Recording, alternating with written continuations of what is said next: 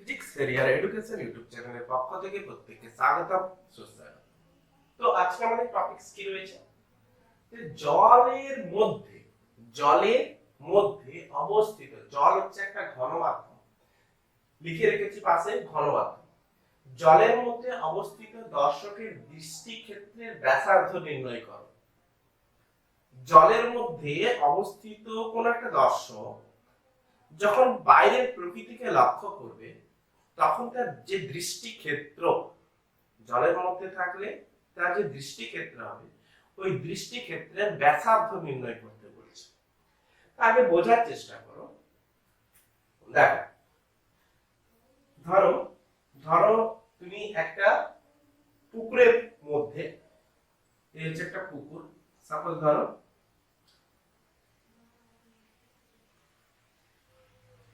এই হচ্ছে একটা পুকুর, ওকে।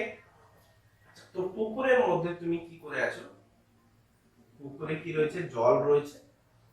তো পুকুরের মধ্যে তুমি ডুব দিয়ে বসে আছো, তাহলে পুকুরের মধ্যে যদি ডুব দিয়ে বসে থাকো, ওই অবস্থায় তুমি যদি বাইরের প্রকৃতিকে দেখতে চাও, তাহলে কেমন দেখবে? তো বাইরের প্রকৃতিকে যদি আমি দেখতে চাই, তখন আমি কেমন দেখবো? আমি এই উপরের কর্নার দুটো একটু বাদ দিলাম। তো বাইরে কি রয়েছে, সূর্য রয়েছে, চাঁদ মামা রয়েছে, গাছপালা রয়েছে, ইত্যাদি। তো বাইরের পুরো প্রকৃতিকে যখন আমি দেখবো, তখন আমি কেমন দেখবো? সাপোজ ধরো সূর্য দিগন্ত রেখায় অবস্থান করছে, তাহলে আমাদের দিগন্ত রেখা কোনটা হবে? এটা। তাহলে সূর্য ধরো এই দিগন্ত রেখার স্থলে অবস্থান করছে, সূর্য এই জায়গাটা অবস্থান করছে, ক্লিয়ার? তো এই জায়গায় এটা হচ্ছে কি উদীয়মান সূর্য, উদীয়মান সূর্য। তাহলে সবথেকে বড় দৃষ্টিক্ষেত্র এটাই হতে পারে, যে দিগন্ত রেখার রেসপেক্টে একটা উদীয়মান সূর্য আর একটা অস্তগামী সূর্য।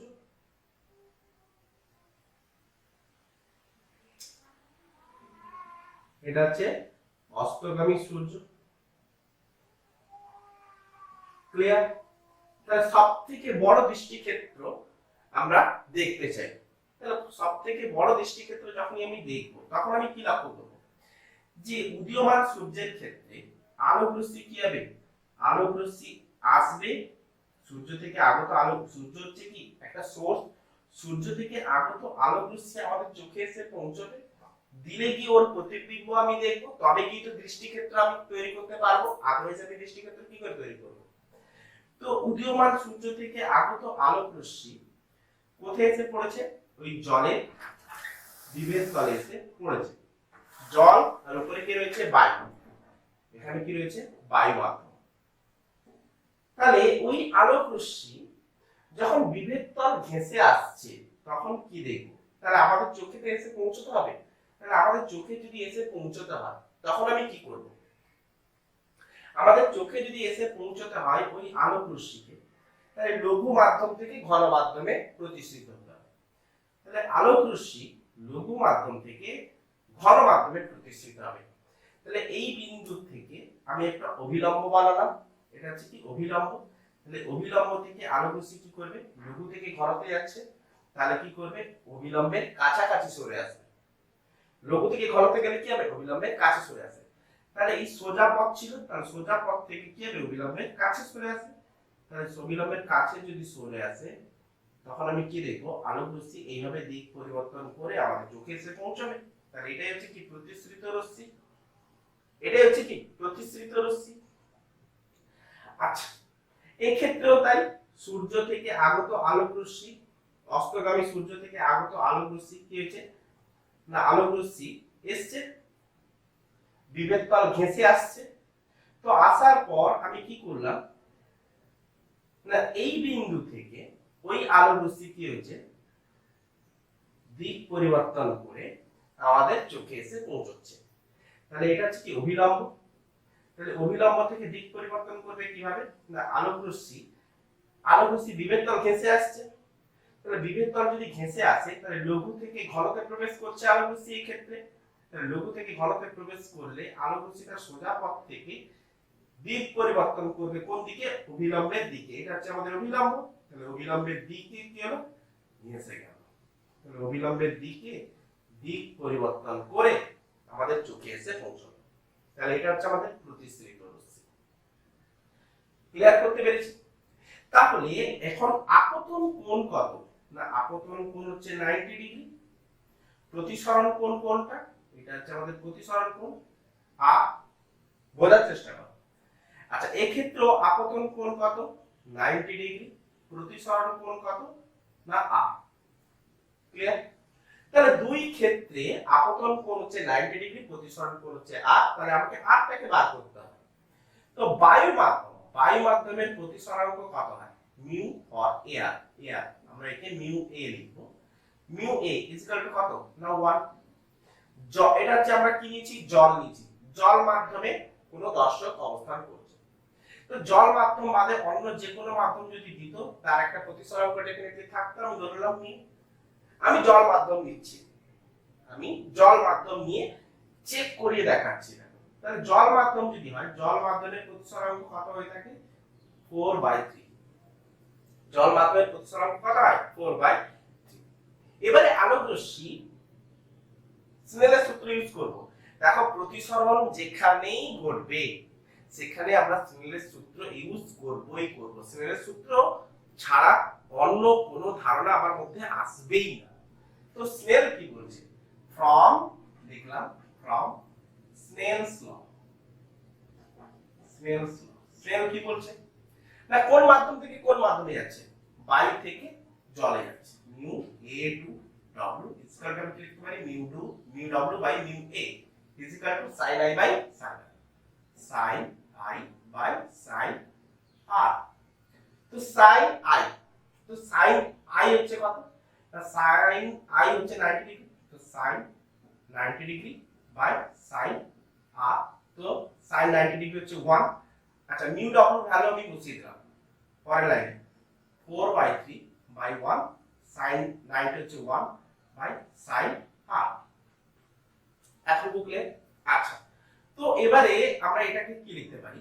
দেখো এবারে আমরা লিখতে পারি পরের লাইনে লিখছি। তো sin r ইকুয়ালস টু আমি 3/4 sin r ইকুয়াল টু কি লিখব? 3/4। তো r ইকুয়াল টু কত? না r equal to sin inverse, নিচে লিখছি r ইকুয়াল টু কত? sin inverse 3/4। তো sin ইনভার্স 3/4 এর ভ্যালু কত? তো sin ইনভার্স 3/4 এর ভ্যালু হচ্ছে sin ইনভার্স 3/4 এর ভ্যালু কত হচ্ছে? 48.59। 48.59 আরো দু তিনটা দশমিক আমি নিতে পারি 037 যাকে রাউন্ড ফিগারে বলা হয় কত? এই r টা কত হয়? 49 ডিগ্রি। তাহলে দেখো বোঝার চেষ্টা করো। তাহলে এই তাহলে r কত হচ্ছে? 49 ডিগ্রি। r কত হচ্ছে? না r হচ্ছে 49 ডিগ্রি। তাহলে এই 49 ডিগ্রিতে ভালো করে এই 49 ডিগ্রিতে যদি আলোক রশ্মি যেত তাহলে নিশ্চয়ই বিভেদতল ঘেঁষে যেত। উল্টোটা ভাবো, এই 49 ডিগ্রি কোণে যদি আপতিত হতো তাহলে বিভেদতল ঘেঁষে যেত। তার মানে এই আরটা কি সিগনিফাই করছে? এই আরটা আরে আরটা এখানে সংকট কোণ। কেন না সংকট কোণ তখনই হয় যে কোণে আপতিত হলে আলোক রশ্মি বিভেদতল ঘেঁষে যায়। তাহলে আমি 49 ডিগ্রি কোণে যদি আলোক রশ্মিকে ফেলতাম তাহলে বিভেদতল ঘেঁষে যেত, প্রতিসৃত রশ্মি। তার মানে আরটা এখানে সংকট কোণ রূপে ডিল করছি। তাহলে আমি এটা লিখতে পারি বায়ু মাধ্যম ও জল মাধ্যমের মধ্যে, বায়ু ও জল মাধ্যমের মধ্যে সংকট কোণ যাকে আমরা কি বলবো? থিটা সি ইকুয়ালস টু কত? না 49 ডিগ্রি। তাহলে এই পাশে 49 ডিগ্রি, এই পাশে 49 ডিগ্রি। তাহলে পুকুরটা তো আর এইরকম 2D তে নেই, 3D তে। তার মানে উপরের ফিগারটা কেমন আসবে? উপরের ফিগারটা এরকম রাউন্ড আসবে না, এরকম। তাহলে আমাদের চোখ কি দেখবে? এরকম একটা শঙ্কু আকৃতির ক্ষেত্র দেখবে, একটা শঙ্কু, এরকম শঙ্কু, উপরে এরকম একটা শঙ্কুর মতো দেখতে থাকবে। যে উপরের ক্ষেত্রটা কতটা দৃষ্টি ক্ষেত্রের মধ্যে থাকবে, যে এই দৃষ্টি ক্ষেত্রটা লক্ষ্য করো, এই দৃষ্টি ক্ষেত্রটা কতটা হবে? এই দৃষ্টি ক্ষেত্রটা কত হবে না 49, এ পাশে 49, কত হচ্ছে 49, এ পাশে 49, মানে 98 ডিগ্রি। 49 ইনটু 49 কত? 49 প্লাস 49 কত হয়? 98 ডিগ্রি। তাহলে তার দৃষ্টি ক্ষেত্রটা কতটা কভার করবে? তার টোটাল দৃষ্টি ক্ষেত্র, দেখো প্রকৃতিটা হচ্ছে 180 ডিগ্রি, তাহলে 180 ডিগ্রি প্রতি প্রকৃতিকে জলের মধ্যে থাকা কোনো দর্শক 98 ডিগ্রি দৃষ্টিক্ষেত্রের মধ্যে লক্ষ্য করবে। তার মানে তখন সে প্রকৃতির বিভিন্ন বস্তুকে এই 98 ডিগ্রির মধ্যে যখন লক্ষ্য করবে, তখন প্রত্যেকটা বস্তুকে বিকৃত অবস্থায় দেখবে। কেমন বিকৃত? না প্রত্যেকের অ্যাকচুয়াল যে সাইজ, অ্যাকচুয়াল যে আকার, সেরকম অবস্থায় দেখবে না, বিকৃত অবস্থায় দেখবে। কারণ প্রত্যেকটা প্রকৃতির প্রত্যেকটা মানে বস্তুকে ওই 98 ডিগ্রির মধ্যে কভার হতে হবে। প্রত্যেকটা বস্তু থেকে আলো রশ্মি আসবে, দিয়ে এসে আমাদের চোখে এসে পৌঁছাবে, তাহলে প্রত্যেকটা বস্তুর আমি বিকৃত অবস্থা আমি দেখতে পাবো। তাহলে এই দৃষ্টি ক্ষেত্রটা কত হবে? 98 ডিগ্রি। তাহলে এই দৃষ্টি ক্ষেত্রের ব্যাসার্ধ কত হবে? এই যে দৃষ্টি ক্ষেত্রের ব্যাসার্ধ মানে এই যে শঙ্কুটা, এই যে শঙ্কু, এই শঙ্কুর ব্যাসার্ধ কত? তাহলে উপরের ব্যাসার্ধ মানে এটা একটা বৃত্ত, তাহলে এই বৃত্তের ব্যাসার্ধ আমাকে জানতে বলেছে। তাহলে এই বৃত্তের ব্যাসার্ধ আমি কি করে বার করব? আমি মানলাম যে জলের উপরিতল থেকে দর্শক কতটা গভীরতায় আছে, না এটা আমি অরিজিন ও মানলাম। দেখো ছবিটা আমি এখানে স্কেচ করে দিচ্ছি, এই ছবিটাকে।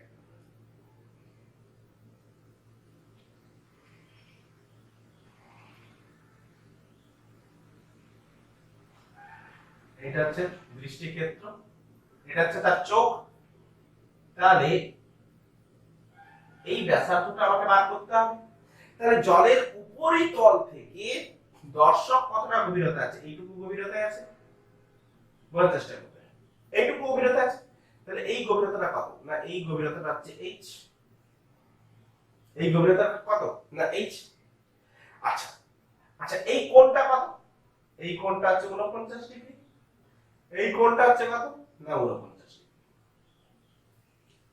তো এবারে আমাকে বার করতে বলেছে কি, না এই আরটাকে বার করতে বলেছে। এই আরটা আমি কি করে বার করব?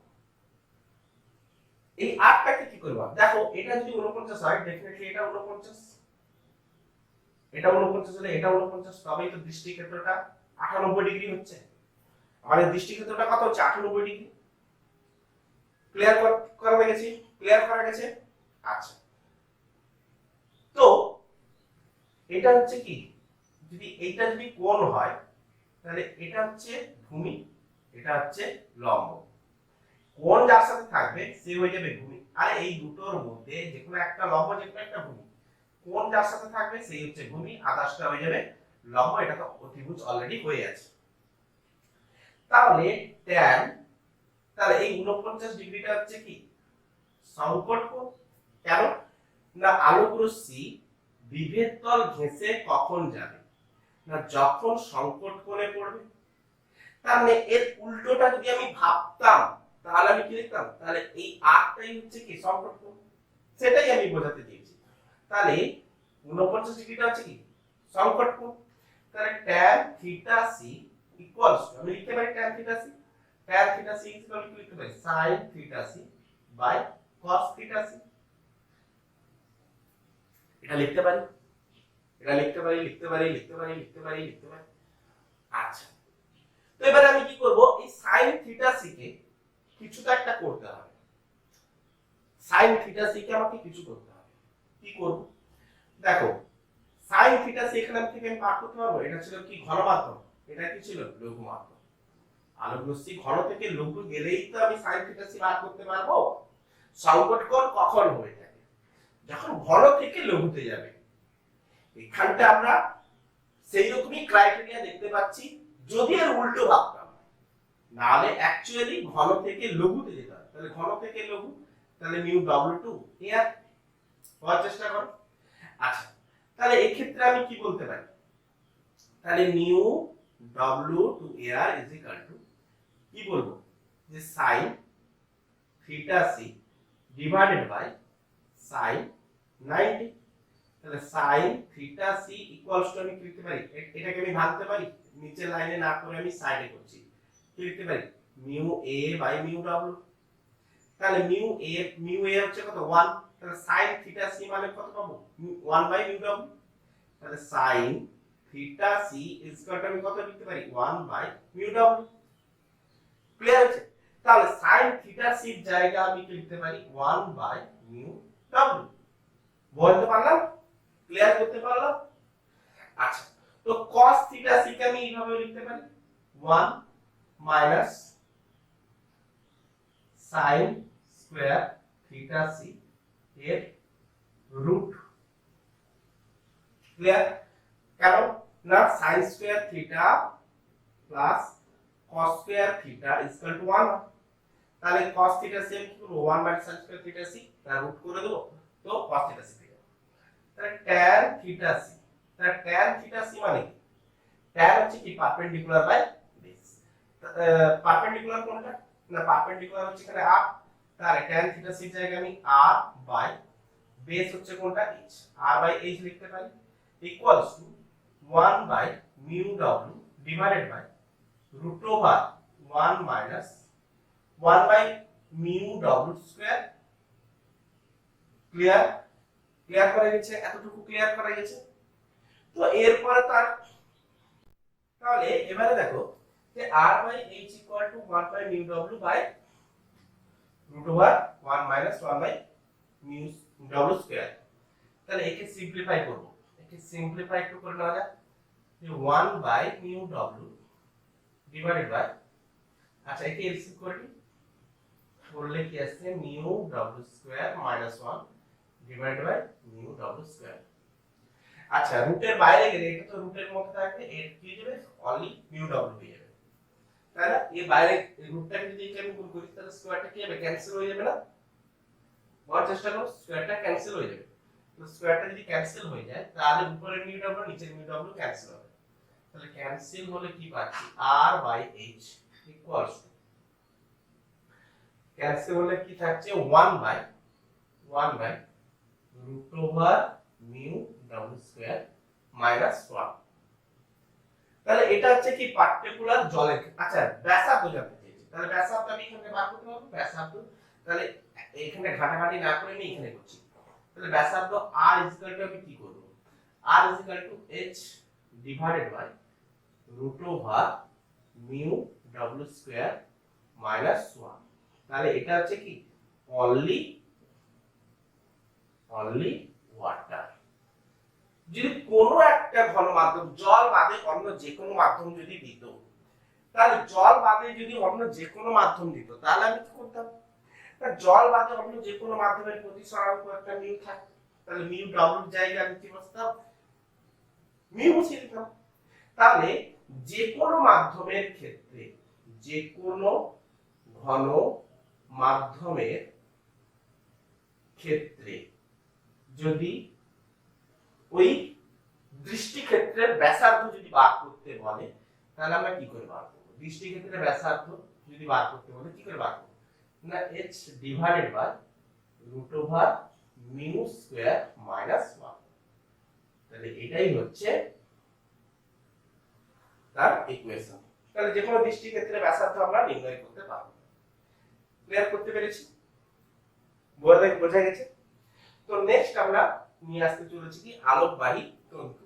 তো আলোকবাহী তন্তু, সেখানটায় আলোকবাহী তন্তু কি হয়ে থাকে, কেমন ভাবে তৈরি হয়ে থাকে, তার ব্যবহার বা কি। তো এইটুকুই ছোট্ট একটা লেকচার হবে। তো আলোকবাহী তন্তু লেকচার নাম্বার 25। দেখো নেক্সট লেকচার।